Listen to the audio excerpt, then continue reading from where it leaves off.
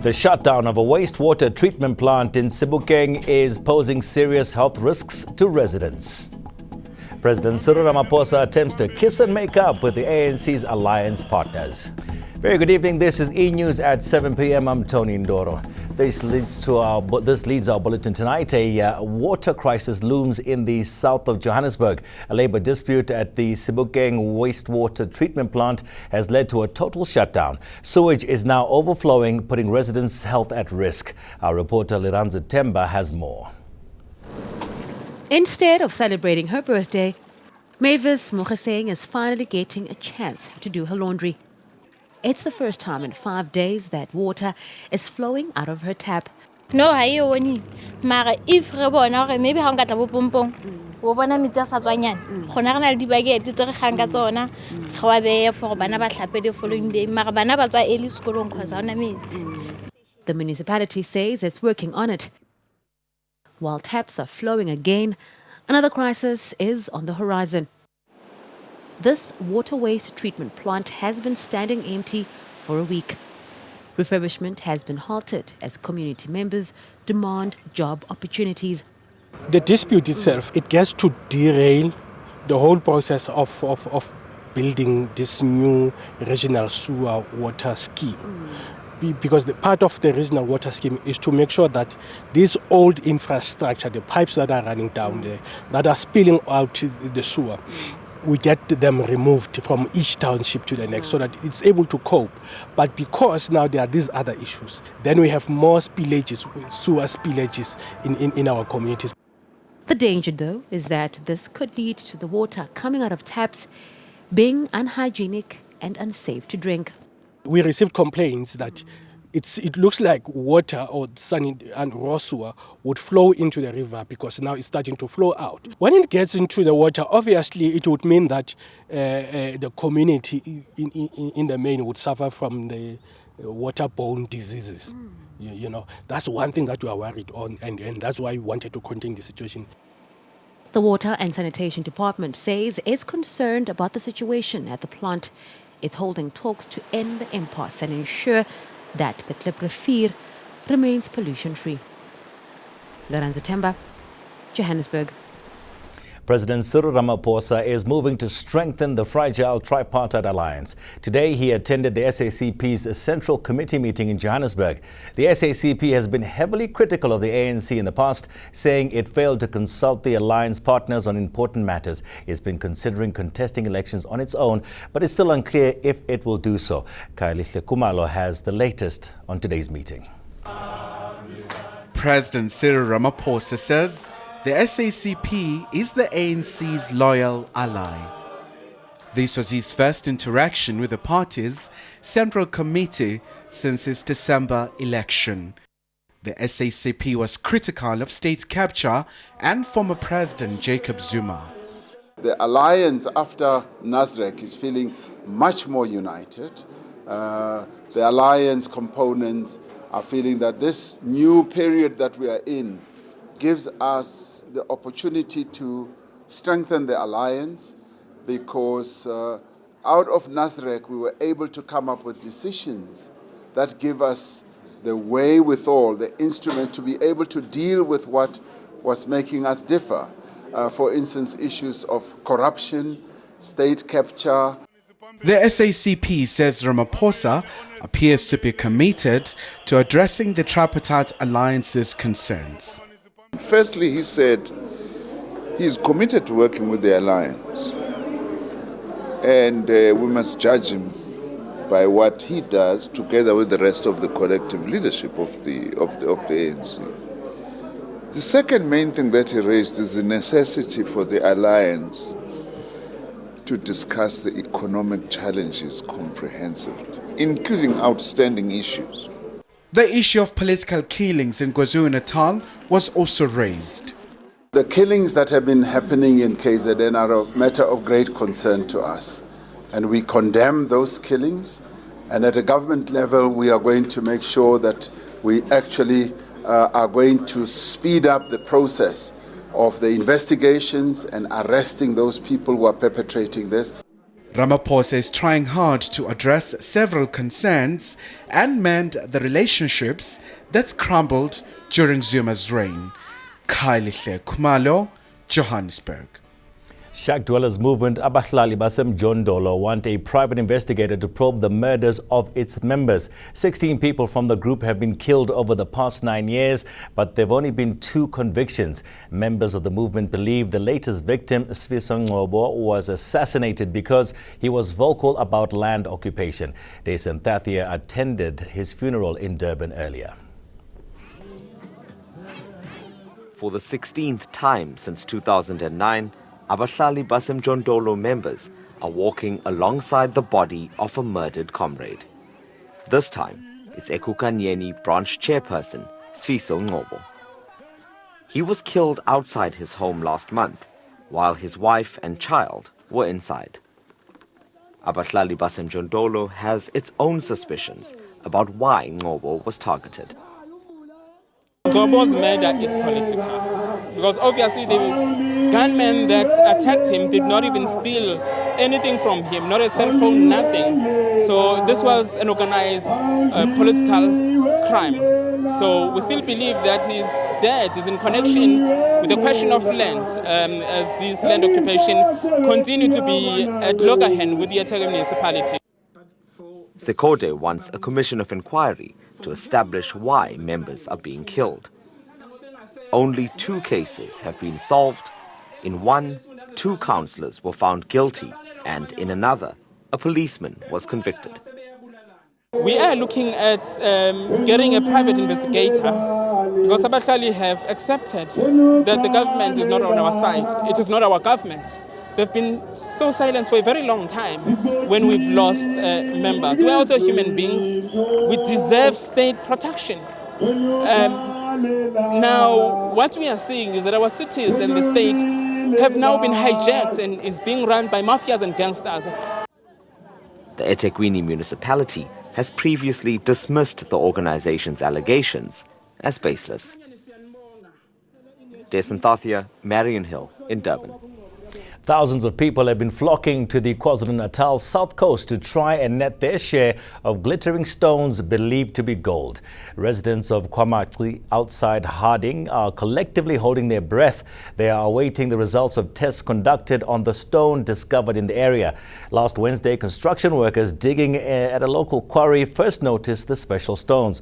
Tuba Vilane grabbed his shovel and rushed to the area. It's a gold rush, and thousands of diggers have converged on KwaMachi, hoping to find their fortune. This glittering gold stone was discovered here last Wednesday. Since then, crowds have gathered from neighboring provinces. Local authorities have intervened to ensure the diggers saved. Wednesday, which is, Babe are around 5,000 abantu la.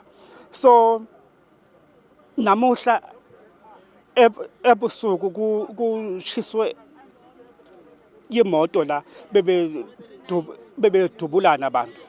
So nje isimo asikho sihle, but siyazama ayazama amaphoyisa. Experts from the Mineral Resources Department have taken samples of the stone for testing. We are working closely with our colleagues from the Department of Mineral Resources. Their geologists were here earlier on. They've taken samples which are going to be taken to the lab, and we expect them to give us the outcome of their analysis in the next few days. 3 people have reportedly been injured by a falling rock. The whole area has now been barricaded. But locals feel they are being prevented from making a valuable find. We are not saying if that is a gold, it mustn't be dug by the local people. But what worries us a lot is that there's no safety in the area for now. Secondly, in terms of the number that is increasing day in and day out, it's becoming a threat as well, because definitely sure, even the criminals now will go there and try to rob those who have been digging throughout the day. Law enforcement agencies have beefed up their presence in the area. Thuba Vilane, Wamachi, in Harding, KwaZulu-Natal. Coming out after the break, virtual reality is being used to help end homelessness. Stay with us for that story and more.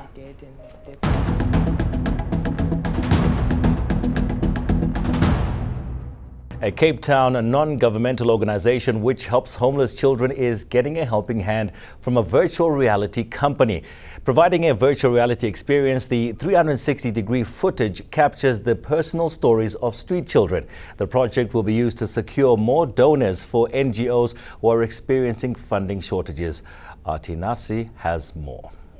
This virtual reality project gives viewers a first-hand experience of the everyday struggles of homeless children. I left home because I didn't want to live with my dad and my stepmom because of the way they treated me. Well, I was driving into work one day and saw some street kids out in the winter, in the cold, and just thought that virtual reality would be the best way to get other people to understand where these kids come from and why, and why do they leave home. And it's all for a good cause.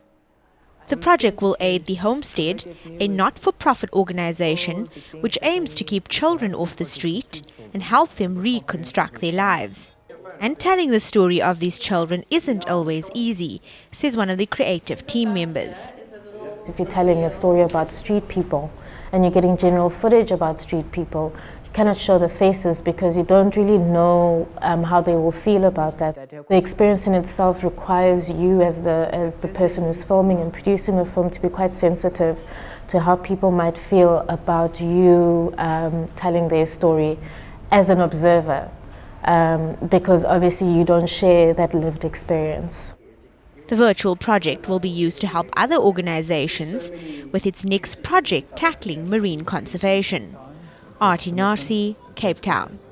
To international news now, and we start in Canada, where the G7 finance ministers have been meeting. The ministers have slammed the United States for its decision to impose tariffs on steel and aluminium imports. They say the move will make it more difficult for the group to work together to confront China's trade practices. A 25% tariff on imports of steel and a 10% on aluminium were imposed on Friday on Canada, Mexico, and the European Union. U.S. President Donald Trump says the summit with North Korean leader Kim Jong-un will take place. It's expected to be held in Singapore on the 12th of this month. Trump's announcement follows his meeting with senior North Korean officials who visited the White House yesterday. The U.S. president canceled the summit last week, accusing Pyongyang of being hostile. Scientists say the eruption of Hawaii's Kilauea volcano has entered a new phase. They say it is becoming noticeably calmer in the summit crater, but they're not sure what will follow. More than 80 homes have been destroyed in the past 4 weeks. All residents were advised to evacuate by noon of yesterday.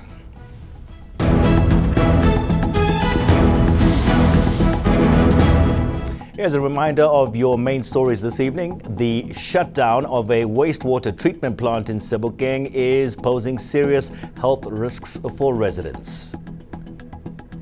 President Cyril Ramaphosa attempts to kiss and make up with ANC's alliance partners.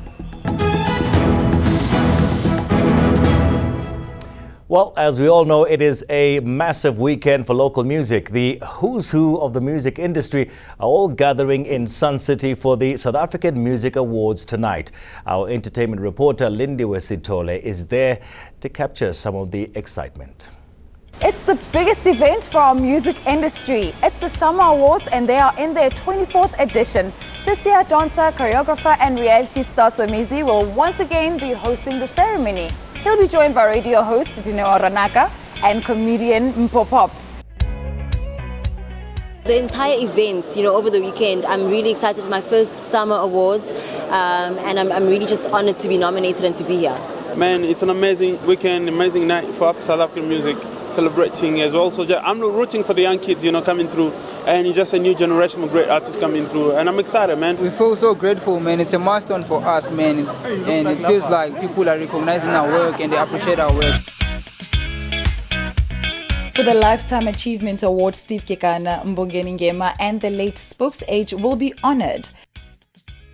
And of course, we can't talk about the SAMAs and not mention the controversy. There's been complaints from fans that their favorite artists are being excluded.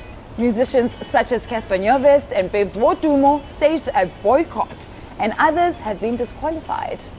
The recording industry of South Africa announced that Swazi-born singer Sans and Moby Dixon were taken off the nominees list. Risa says Sans was a foreign national and the nominated song by Moby Dixon was a remix of an international song. So both artists are no longer qualified and were kicked off.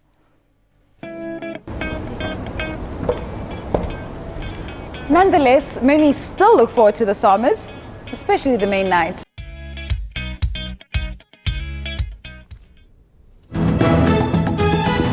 Okay, good luck to Rassie Erasmus and the Springboks later on tonight. That's it from us here at eNews. Have a good night.